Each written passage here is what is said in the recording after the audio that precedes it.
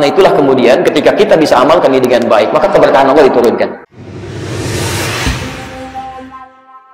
Jadi ini Anas, ya. Beliau tinggal dengan Nabi, belajar bersama Rasulullah SAW, dan yang paling menarik, pelajaran-pelajaran ini setelah beliau himpun dapat 2.286 hadis selama membantu Nabi ini.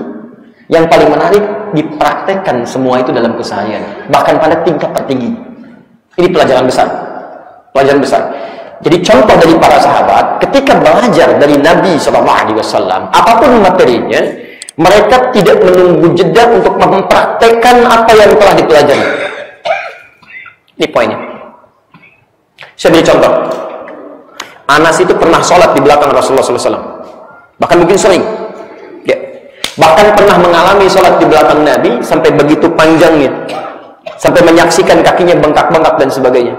Tahukah Anda, dalam usia yang cukup muda ini, Anas berusaha kemudian untuk meniru sholatnya Nabi sampai terlihat oleh kerabatnya sendiri. Pernah Anas itu sholat, saking lamanya sampai berdarah-darah kakinya.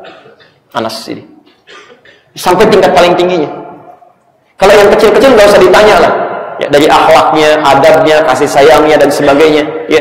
Ada satu yang belum mampu ya dimaksimalkan oleh Anas. Itu kebiasaan puasa sunnah. Dikenal beliau agak lemah di sini. Ya.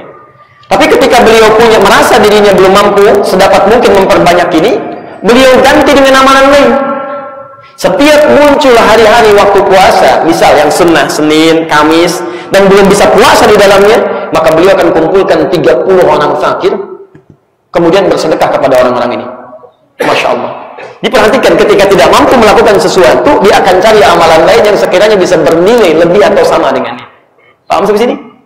Maka ini manhaj Bapak dan Ibu sekalian. Kalau kita belajar apapun pelajaran, jangan tunggu esok untuk praktekkan. Hari ini bisa kerjakan. Ya, Abdurrahman bin Sakhr mendapatkan kalimat dari Nabi, berkasih sayanglah dengan lingkungan sekitar, dengan hewan, dengan tumbuhan. Begitu pulang menemukan seekor anak kucing kecil yang liar, hurrah, anaknya Hurairah, kucing rumahan yang tidak liar, kittun, diserap ke dalam bahasa Inggris kitty, Hello Kitty, kan? Makanya kucing rumahan kitty itu bisa jadi spray, jadi bantal, jadi macam-macam gitu kan? Kitty. Tapi Hurairah anak kucing liar, kehilangan induknya, diterapkan oleh beliau, langsung dibawa, dirawat di rumahnya, ya, disuapi, bahkan dingin diberikan selimutnya, kemana-mana dibawa, dimasukin ke dalam jubahnya, berpapasan dengan Nabi, mengeong-ngeong keluar. Kata Nabi, anta Abu Hurairah, kamu bapaknya anak kucing kecil. Maksudnya, kamu merawat anak kucing ini seperti seorang bapak merawat kepada anaknya. Demikian sayangnya, kemana-mana dibawa. Dan nampaknya sampai kiamat kurang 2 hari nggak akan ditemukan yang seperti itu. Bawa, suapi, selimuti, Masya Allah. Ada yang sekarang ke kantor bawa anak kucing, gitu kan? Rapat bawa anak kucing, nanti nggak ada. Ini Abu Hurairah, praktek. Saya mau tanya pada antum sekarang, antum sudah berapa kali ikut ta'lim? Dengan ustaz mana saja? Berapa banyak materi yang sudah dipelajari? Dari sekian banyak yang dipelajari itu, berapa yang sudah diamalkan? Jangan-jangan antum banyak kumpulkan, banyak dicatat, tapi sedikit yang diamalkan.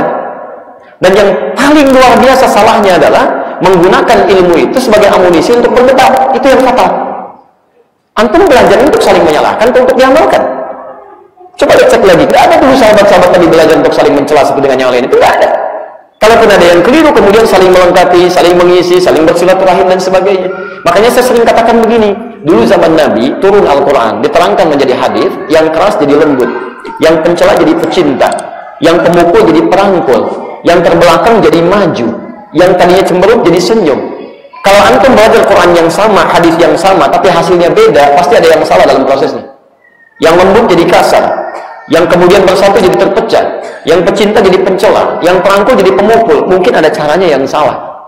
Bukan hadisnya yang salah, bukan. Hadisnya sahih Ustaz, ini kan sahih. Hadisnya memang sahih, tapi cara Anda memahami hadis itu salah. Bukan hadisnya yang keliru. Ya. Jelas sampai sini? Karena itulah kemudian ketika kita bisa amalkan ini dengan baik, maka keberkahan Allah diturunkan. Anas ini termasuk hidupnya yang paling berkah di antara para sahabat.